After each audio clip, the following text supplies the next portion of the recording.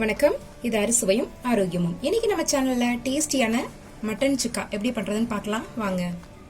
1/2 kilo அளவுக்கு mutton எடுத்திருக்கேன். இதை நான் நல்லா வாஷ் பண்ணி க்ளீன் பண்ணிட்டேன். ஹாட் வாட்டர் போட்டு க்ளீன் பண்ணியிருக்கேன். இதில் 1 ஸ்பூன் அளவுக்கு மஞ்சள் தூள், இஞ்சி பூண்டு பேஸ்ட்டு 1 ஸ்பூன் அளவுக்கு இதை சேர்த்து நல்லா நம்ம கலந்துக்கலாம். ஒன்றா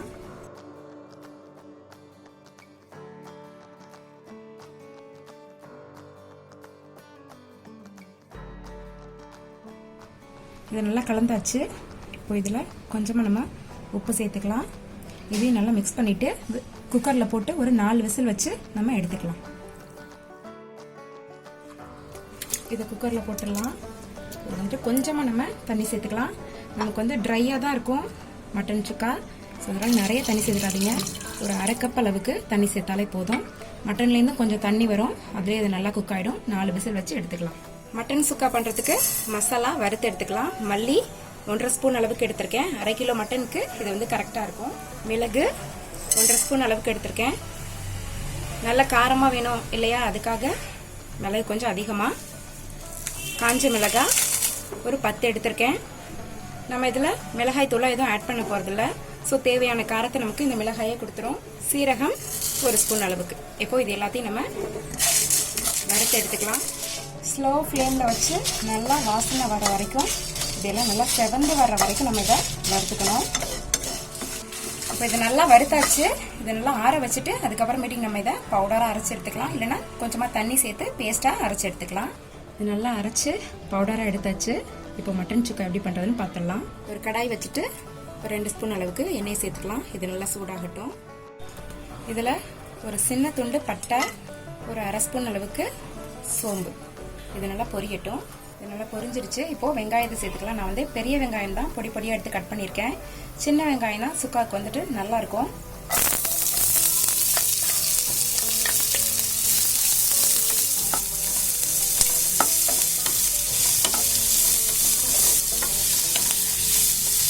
இந்த வெங்காயம் நல்லா வதங்குற மாதிரி வதக்கிக்கலாம். இந்த டைமில் 2 கொத்து கருவேப்பிலையை சேர்த்துக்கலாம்.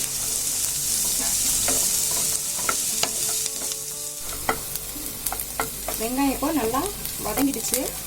இஞ்சி பூண்டு பேஸ்ட்டு இந்த டைமில் நீங்கள் சேர்த்துக்கலாம். நான் ஏற்கனவே மட்டன் வேக வைக்கும்போது இஞ்சி பூண்டு பேஸ்ட்டை சேர்த்துட்டேன். அதனால் இந்த டைமில் நான் சேர்க்கலை.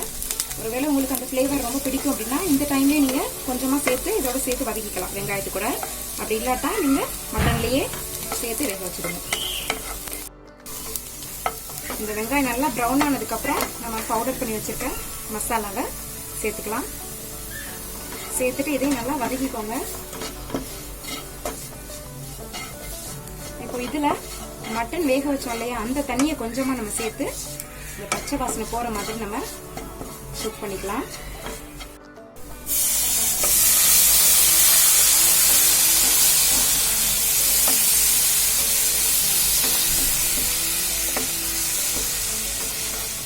இது ஒரு 1 நிமிஷத்துக்கு நம்ம நல்லா இப்படியே வதக்கிடலாம். மசாலோட வாசனை கொஞ்சம் போயிடும். இதை 1 நிமிஷம் வதக்கினதுக்கப்புறம் நம்ம வேக வச்சு எடுத்து வச்சிருக்க மட்டனை இது கூட சேர்த்துடலாம். சேர்த்துட்டு நல்லா கலந்துடுங்க.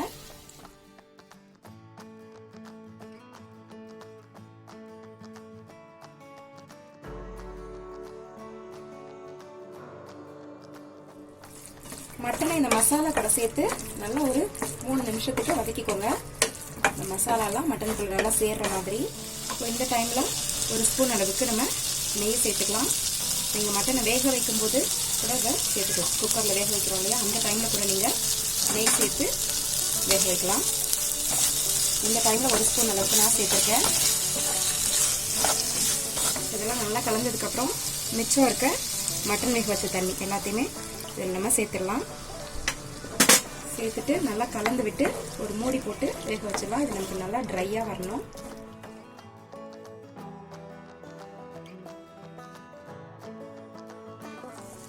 அப்பப்போ இடையில நம்ம ஓப்பன் பண்ணிட்டு நல்லா கிளறி விட்டுடலாம். தண்ணியெல்லாம் நல்லா வத்தி வந்துடுச்சு. இன்னும் நம்ம கொஞ்சம் ட்ரையாக இதை ப்ரிப்பேர் பண்ணிக்கலாம்.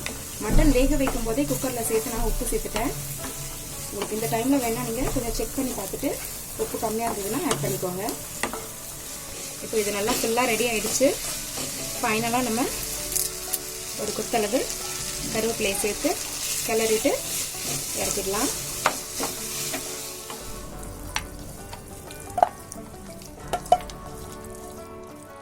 அவ்வளோதான், நம்மளோட மட்டன் சுக்கா சூப்பராக ரெடி ஆயிடுச்சு. நீங்களும் இதை ட்ரை பண்ணி பாருங்க. இந்த வீடியோ உங்களுக்கு பிடிச்சிருந்ததுன்னா மறக்காம எங்களோட சேனலை சப்ஸ்கிரைப் பண்ணுங்க.